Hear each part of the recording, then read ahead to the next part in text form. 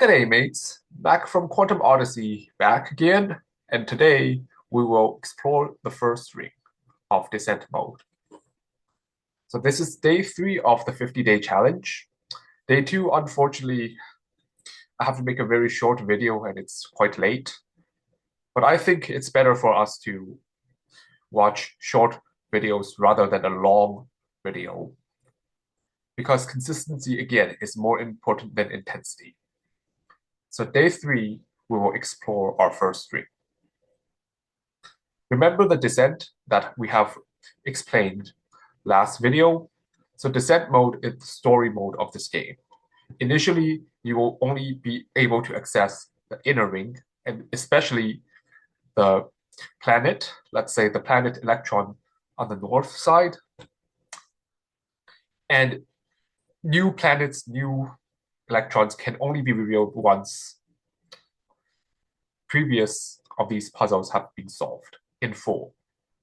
That means if the planet has 12 puzzles, you have to solve all 12 of them to complete this and potentially reveal any following planets, namely the planets which the solved planet is the prerequisite. And there is this mystery to it, just like how quantum mechanics is mysterious and requires some trial and error initially before they could come up with a theory. You will not know the other planets, the other electrons, unless you try them out yourself in a hands-on way.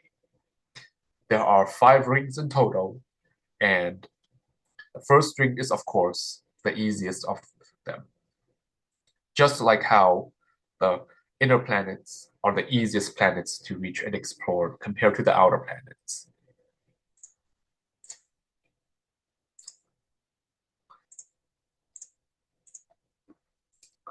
The first ring teaches you the basics, and I mean the basics of the most familiar gates you will encounter in quantum computing.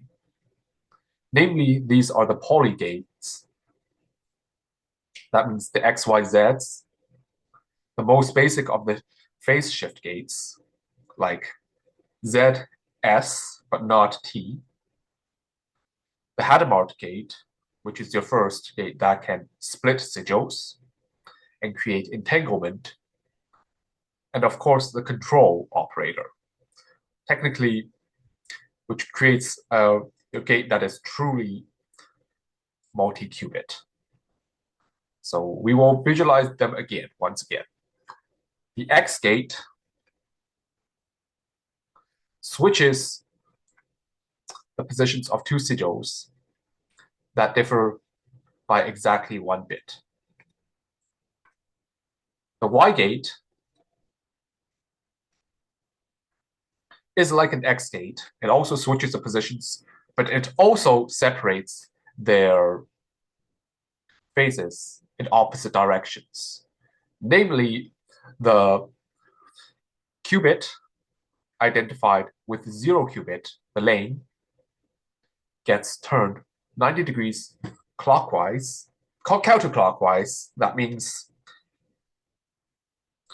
from the one direction to the I direction, while the lane associated with the 1 qubit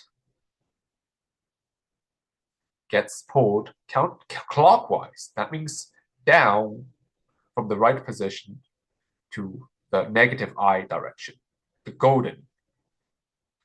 The Z gate, which is your first phase shift gate, this gate looks at, again, 2 lanes, 2 circuits, and the one that is associated with the qubit at the 1 state have their signs reversed. So that's red. X, Y, Z. The H gate as your first split and merge gate. And of course, the S gate, which functions much like a Z gate, except the right lane, that means associated with the 1 qubit, gets turned 90 degrees counterclockwise. The 2 qubit gates that you will encounter are the control gates. There is 2 ways to align control with the X called C naught. And of course, don't forget the I gate, because you will see this seemingly empty gate. And sometimes these gates are locked. These are part of the puzzle, and your goal is to add additional gates so that the output sigil matches the output requirement on the bottom without changing the locked gates. And the I gate can be used to lock the parts of the puzzle for you to solve. But again, Quantum Odyssey is reputedly a difficult game, and it has already received a negative review because of its difficulty. But that is a good thing, because it is indeed a challenge to even understand quantum mechanics in the first place. Even the original scientists, the pioneers, had to do trial and error before they have to finally give up and invent an entirely new theory that supersedes classical theory to accommodate for arbitrarily low energies to the point it cannot be divised anymore. Divisible, atoms literally means indivisible, and small scales on the order of atoms and subatomic particles. So these are the gates we will introduce to you in the first ring. X, Y, Z, H, S, CX, CX, CX0, C1X0, C0X1, and the I gate. So this is what you will learn in the first ring. So you will, however, learn additional gates. Some of them includes arbitrary rotation gates, unequal superpositions, the root X gate, the T gate, and potentially these implementations of classical logic using quantum gates. Let's go to the next topic. So besides gates, why is Quantum Odyssey considered difficult? It has to do with the notion of parallel computing. So parallel computing. So what is the point of quantum computing? The point is to leverage advantage of quantum superposition to realize parallelism. Despite that, many of our modern technologies themselves involve quantum phenomena. Even magnetism is a quantum phenomenon. But quantum computing requires the use of quantum phenomena to specifically leverage parallelism and simulating quantum systems like molecules and atoms that otherwise would be intractable classically. And classically means using a mechanical machine or electron-based transistors, where the scales have already been large enough that classical approximations are used. So, and Quantum Odyssey perfectly highlights how parallelism makes computation fast, but also demonstrates why parallelism is surprisingly difficult. So we will consider discussing about qubits again. So what is a qubit? So qubit in Quantum Odyssey terms can be thought of as a digit that can be in superposition, a bit that can be in superposition.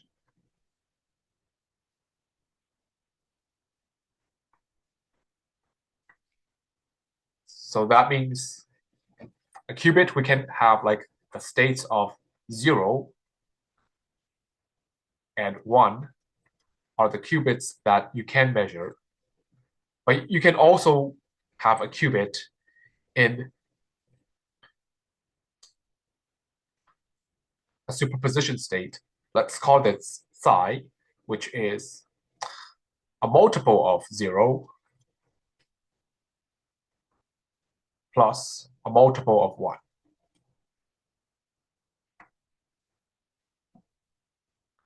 Assuming that the normalization rule applies. That means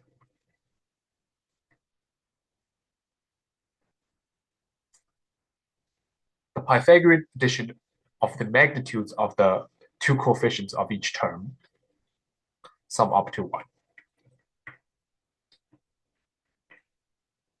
Qubit array. So what happens if you have qubit arrays? Qubit array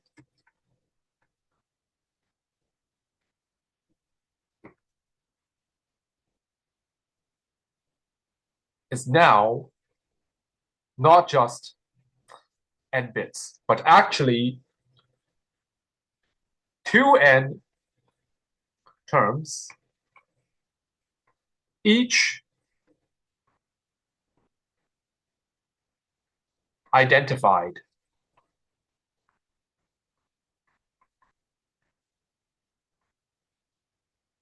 with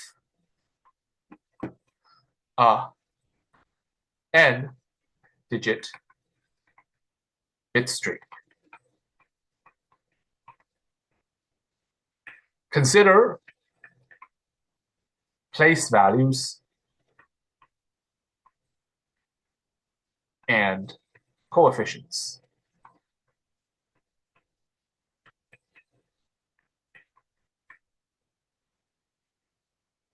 So qubit array. This lends to the definition of a sigil. So we will consider an example of a qubit array. Let's call this array half of 0, 0 minus half of 0, 1 plus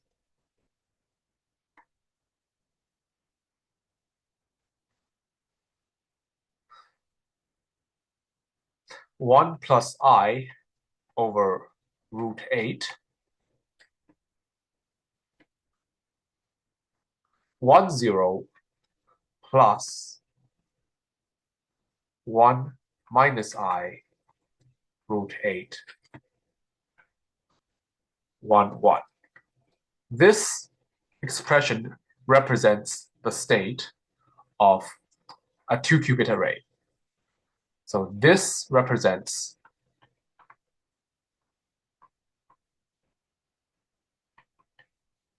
a state of a 2-qubit array. Notice that sigils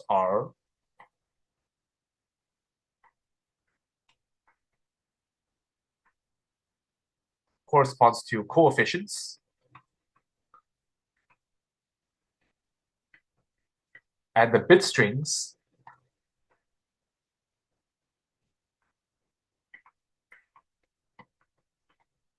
represents outcome qubits, measurement outcome states. Because if you measure a qubit, it can only be one of these four, not anything else, despite the qubit originally being in the superposition state. And moreover, upon measurement of a qubit, it collapses to the state that has been outputted.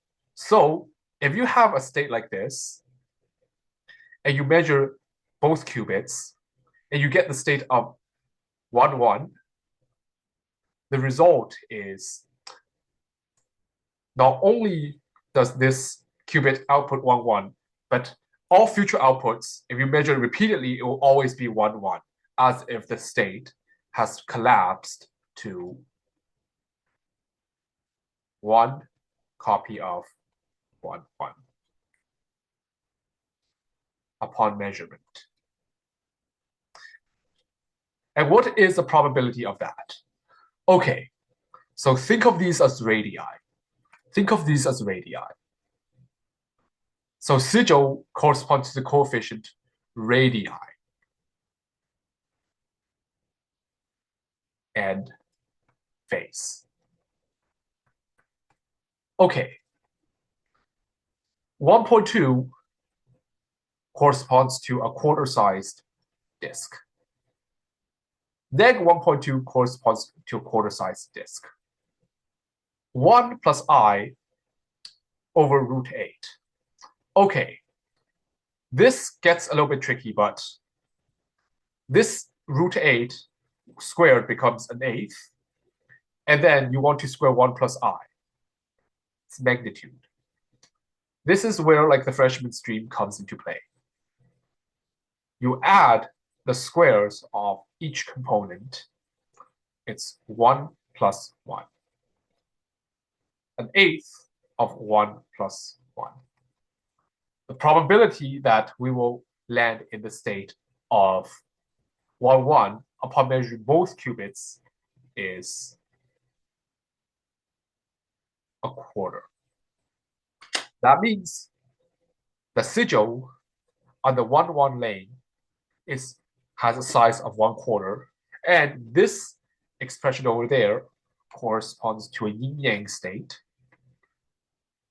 of blue and golden. 1, 0 corresponds to a state of blue and green. 0, 1 corresponds to a red sigil, and 0, 0 is currently a blue sigil. This is a 2-qubit system. What happens if we have like 3 qubits? Then there will be 8 lanes.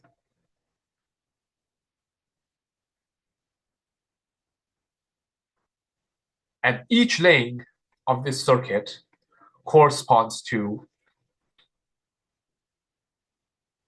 a single bit string of length 3. So 0, 0, 0, 1, 1, 1. The one on the left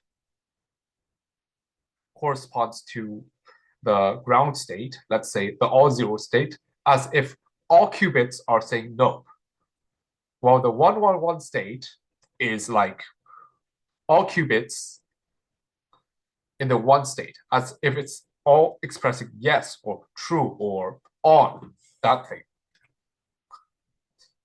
And the qubit order is exactly as that as in binary place order system. So it's going to be 0, 0, 0, 0, 0, 1, 0, 1, 0, 0, 1, 1, 1, 1, 0, 1, no, 1, 0, 0, 1, 0, 1, 1, 1, 0, and of course 1, 1, 1. So you have these 8 qubits identified. And they are ordered according to place value. So 0, 0, 0 corresponds to the zeroth state. Likewise, 111 corresponds to the 7th lane. The qubit numbering are based on the place value. So we have this. A, B, gamma, these are these digits. The rightmost qubit is called the 0th qubit. The middle qubit is called the 1st qubit, much like first floor, ground floor. The leftmost qubit, or the most significant qubit, is called the 2nd qubit. It becomes